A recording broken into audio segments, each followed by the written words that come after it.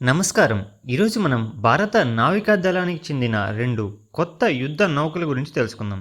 ఇవి ఐఎన్ఎస్ హిమగిరి మరియు ఐఎన్ఎస్ ఉదయగిరి. ఈ 2 నౌకలను ఇటీవల రక్షణ మంత్రి రాజ్నాథ్ సింగ్ విశాఖపట్నంలోని హిందుస్థాన్ షిప్యార్డ్లో జాతికి అంకితం చేశారు. INS Himagiri and INS Udayagiri ఏమిటి? ఈ 2 నౌకలు ప్రాజెక్ట్ 17A ఫ్రిగేట్స్లో భాగంగా నిర్మించబడ్డాయి. వీటిని అత్యాధునిక సాంకేతికత, ఆధునిక కమ్యూనికేషన్ వ్యవస్థలు, శక్తివంతమైన రక్షణ సామర్థ్యాలతో తీర్చిదిద్దారు. ఈ నౌకల పొడవు సుమారు 149 మీటర్లు. సముద్రంలో ఏకకాలంలో పలు మిషన్లను నిర్వహించే శక్తి వీటికి ఉంది. ప్రాముఖ్యత: ప్రస్తుత కాలంలో భారత్ ఎదుర్కొంటున్న ప్రధాన సవాళ్లు సముద్ర రక్షణ. ఇండో పసిఫిక్ ప్రాంతంలో, ముఖ్యంగా చైనా సవాళ్లను ఎదుర్కోవడంలో ఈ నౌకలు కీలక పాత్ర పోషించనున్నాయి.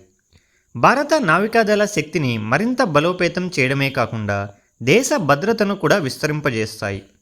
ఆధునిక సదుపాయాలు: అధునాతన రాడార్ వ్యవస్థలు, టార్పిడోలు, యాంటీ సబ్మెరైన్ వార్ఫేర్ సదుపాయాలు, దీర్ఘ దూర క్షిపణి వ్యవస్థలు, ఆధునిక కమ్యూనికేషన్ అండ్ ఎలక్ట్రానిక్ వార్ఫేర్ సిస్టమ్లు కలిగి ఉన్నాయి.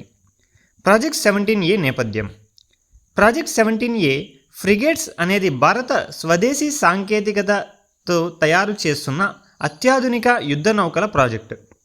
ఈ ప్రాజెక్టు కింద మొత్తం 7 నౌకలు నిర్మించబడ్డాయి మరియు నిర్మించబడుతున్నాయి.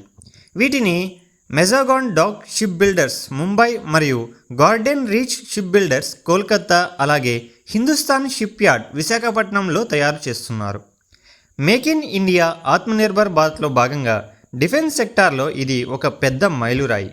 ఈ మధ్యకాలంలో రాజ్నాథ్ సింగ్ గారు వీటిని విడుదల చేసిన సందర్భంలో ఆయన మాట్లాడుతూ, ఈ నౌకలు భారత నావికా దళాన్ని మరింత శక్తివంతం చేస్తాయని, రాబోయే సంవత్సరాల్లో సూపర్సోనిక్ మరియు హైపర్సోనిక్ మిసైల్ వ్యవస్థలు కూడా ఇందులో అనుసంధానిస్తామని చెప్పారు.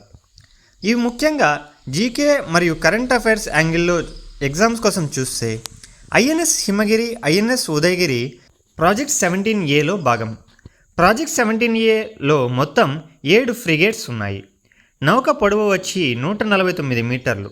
నిర్మాణం హిందుస్థాన్ షిప్ యార్డ్ విశాఖపట్నం. లక్ష్యం ఆత్మనిర్భర్ భారత్, మేక్ ఇన్ ఇండియాలో డిఫెన్స్ సెక్టార్ను బలోపేతం చేయడం.